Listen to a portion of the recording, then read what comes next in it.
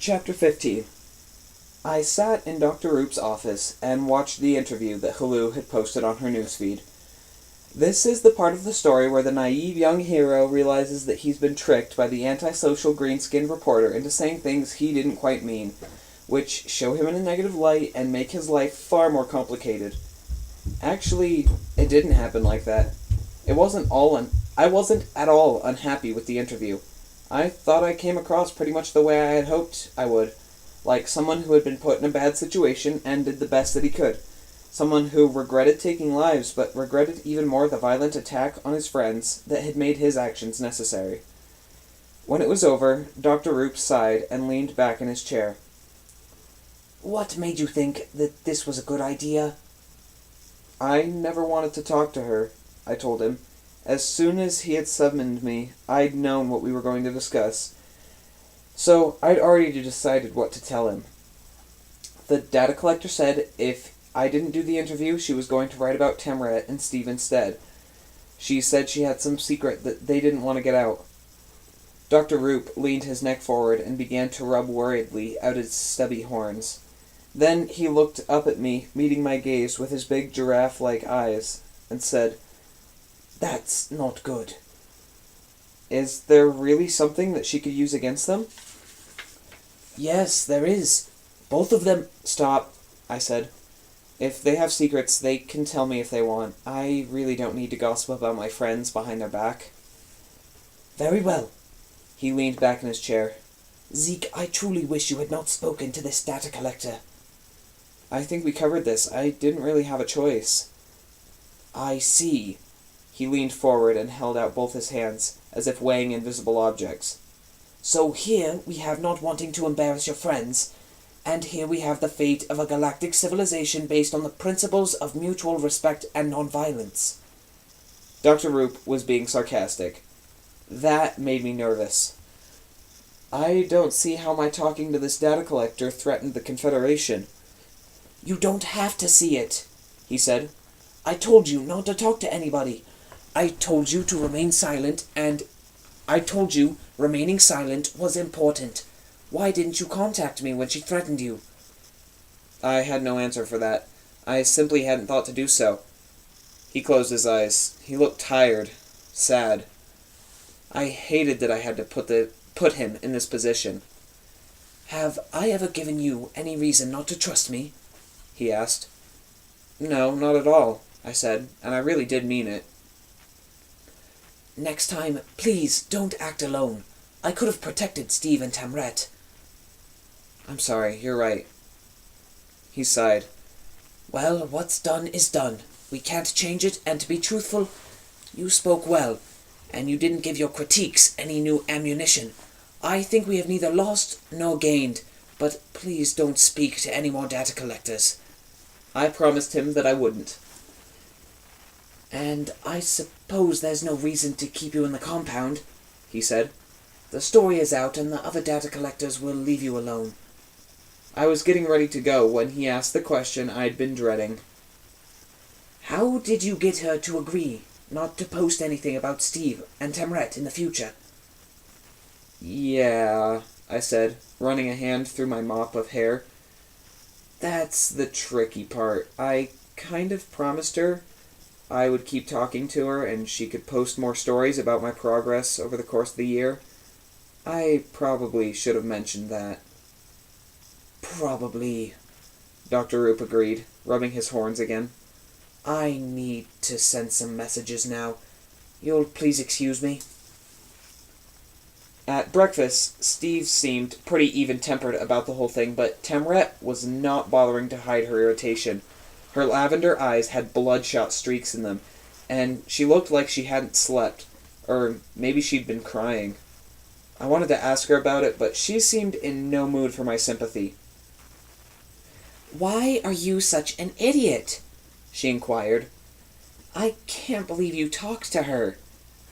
It just kind of happened. I swirled my spoon-like utensil through my porridge-like food. "What, do you have a crush on her or something?" she asked, stabbing a piece of fruit-like food with her fork-like utensil. "What? No." The question took me completely by surprise. "She has the personality of a potato." I knew I sounded ridiculous, but I felt trapped and frustrated. Even if Tamra didn't know my reason, which she didn't because I would have felt like bragging to tell her, I was in no mood for her to give me a hard time about what I'd done to protect her. Then why did you go talk to her? Tamra demanded. Her voice was low, her eyes narrowed, and her nostrils flared. She tensed her fingers, and the sharp tips of her claws protruded. The whole effect was extremely intimidating. I felt like I didn't have a choice, I said, hoping she wouldn't press the issue. Have you seen what they're saying about you on the news outputs? She asked. Her small whiskers seemed to be vibrating with irritation. No, I said. I mean, Halu mentioned that it wasn't positive, but I didn't think to look. You are so stupid, she said, her voice a little too loud. That creature's report was fine, but the other outputs have picked up the story. They're calling you a killer, a murderer, a war criminal. Most beings in the Confederation think you should be on trial for what you did. I gripped the side of the table. The idea that billions of beings knew who I was and wanted me to be punished had never really sunk in before. It made me dizzy, and Tamra was yelling in public with beings looking on because I wanted to protect her. Can't you just leave me alone? I said. I don't butt into your business. I don't have any business you need to butt into, she said, her voice low and dangerous. What about Ardov? How come you put up with how he treats you? That's not your concern, she said, jabbing a finger at me. There you go. It's not my concern, just like this isn't yours.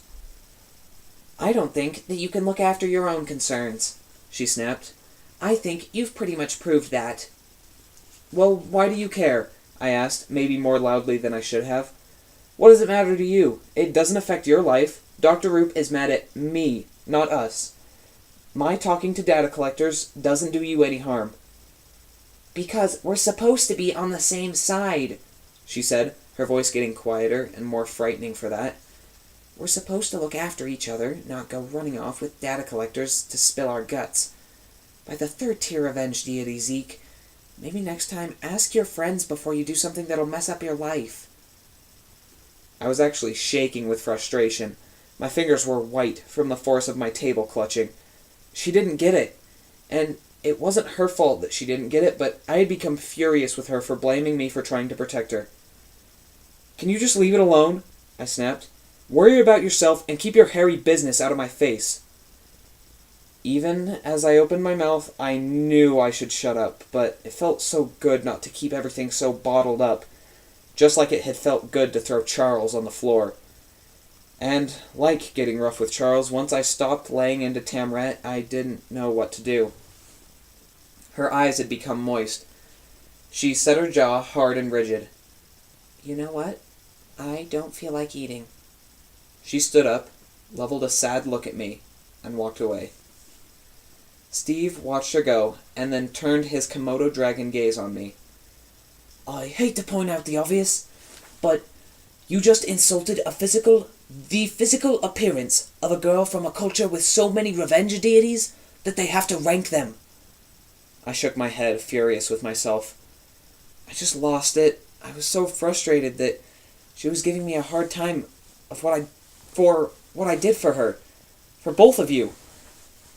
The data collector said that if I didn't talk to her, she was going to write about you and Tamret. About us? Steve sounded genuinely confused. Well, what about us? I don't know. She offered to tell me, but I didn't want to hear it from her. Well, I wish you bloody well had wanted to hear it from her, he said, because I don't have any idea what it could be. You don't have any secrets? He thought for a minute. Not really. Unless you mean my run-ins with the filth. The what? The filth, mate. The plods, busies, coppers, law enforcement. Like the peace officers that they have hovering around here. Wait a minute, I said, closing my eyes and running my hands over my face. Are you telling me that you're some sort of criminal? Well, that's putting it a bit forcefully, yeah? He said, leaning back on his stool. I just had a few scrapes is all. From time to time, I may have been inclined to take an automobile-like vehicle that wasn't precisely my own. Just for fun, mind you, not for money. You're a car thief, I said. Aren't you too young to drive? I'm not going to refuse to steal something just because I'm not old enough to use it legally, he explained, as though my objection were absurd. Then he suddenly looked up. You know, that could be what she was on about. Tamra had some legal problems of her own. The surprises just didn't stop coming. What sort of legal problems? Something to do with hacking, Steve said. Before you arrived on the station, we got to talking, and she told me that she was in jail for unauthorized computer manipulation or something like that. When a number got picked for the delegation, that's how they got her sprung. He rubbed the back of his head. What about you, mate? Ever been nabbed? I shook my head. No way, I'm squeaky clean. We'll fix that, he said, but he looked worried. Makes you wonder, doesn't it? Wonder what? Well, it's rather long odds that two of us would be dicey, yeah? So it makes me wonder if maybe we're not so random as they say. I couldn't imagine why the selection committee would have deliberately chosen criminals, but it seemed like the decks had been stacked, and in ways that made no sense. I was starting to get uncomfortable.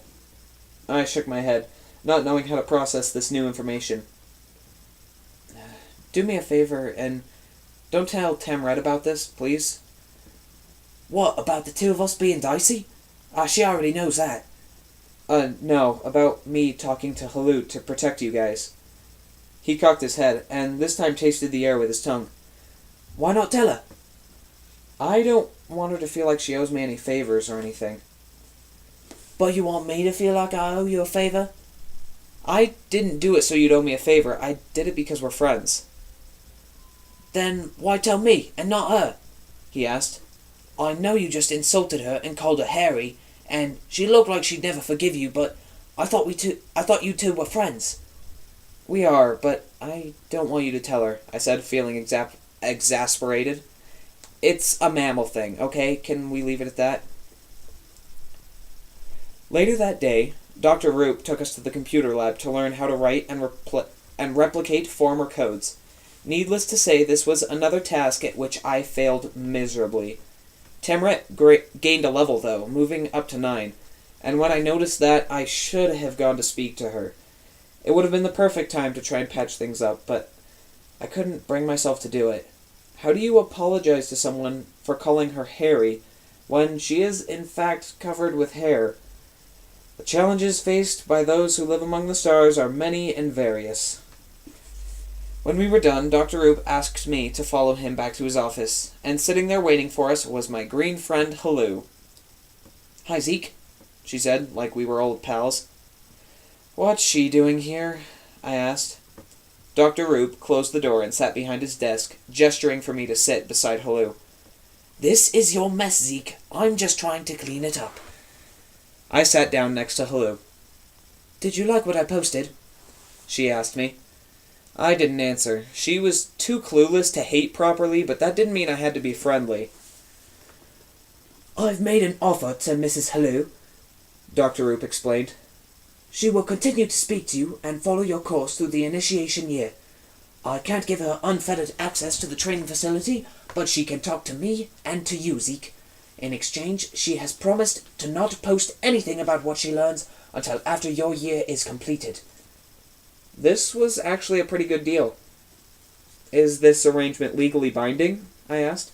Will she get in trouble if she violates it? Citizens of the Confederation do not violate their agreements, Dr. Roop said. Never? Well, it's so rare that it's not even worth discussing, he said. But yes, if unfathomably she were to renegade on her agreement and post in a way not specified by our terms, she would face serious legal charges. Okay then, I said. I agree. I'm so pleased, Dr. Roop said. But I wasn't asking you, I was letting you know. Halu and I left Dr. Roop's office a few minutes later, and I stopped her in the hall. You really won't go public with anything I say? I asked her. I can't. Weren't you just listening? Just double-checking. Can I ask you to investigate something for me, though? Things to do with your attack on the Phatic ship? No, with the delegates. She shrugged.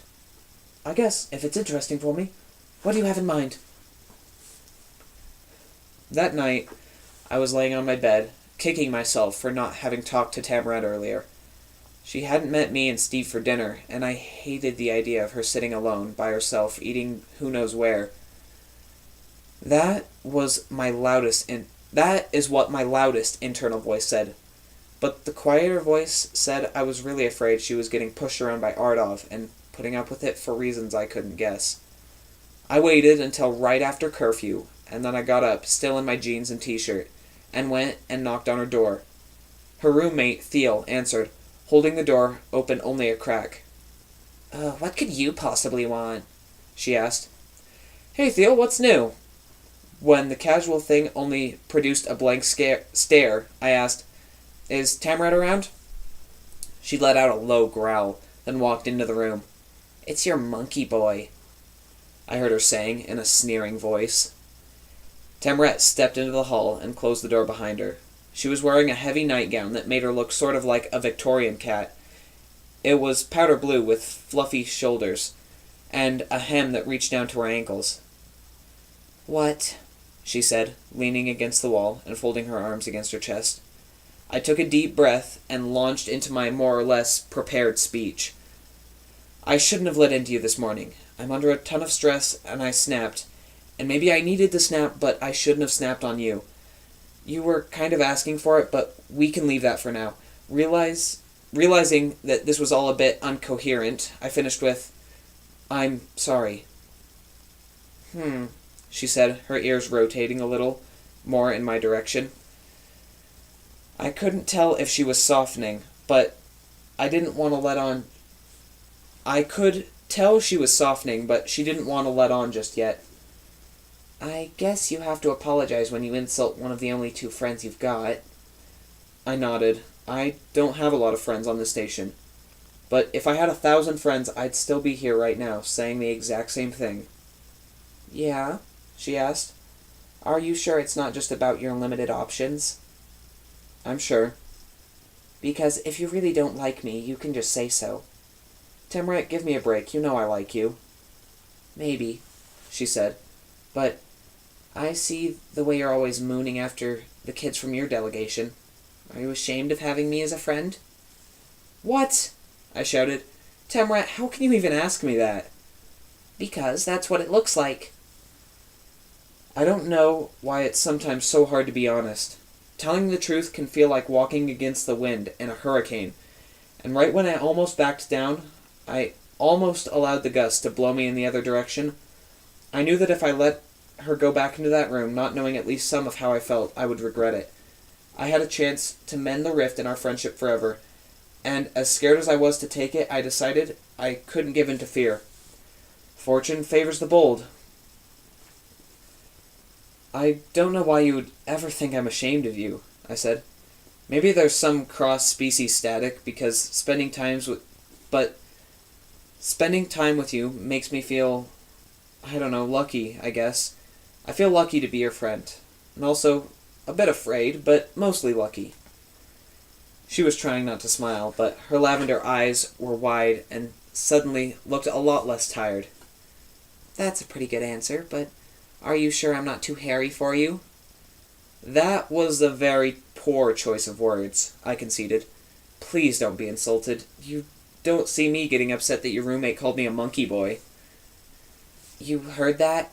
She asked. Her tone made me think mentioning monkeys was a more serious problem than you would normally suppose. Don't worry about it, I said. I came here to apologize to you, remember? I don't care what your roommate calls me. There was that smile again. She opened the door to her room. I'm glad you came by. I hated being angry with you and wanting to slash your face with my claws and all that. Thus the multiple revenge deities. Yeah, I don't want you feeling that way either. Ever. Ever again. Good night, Zeke. She slowly closed the door, watching me until the last sliver of light in her room vanished, and a soft click left me alone in the hall.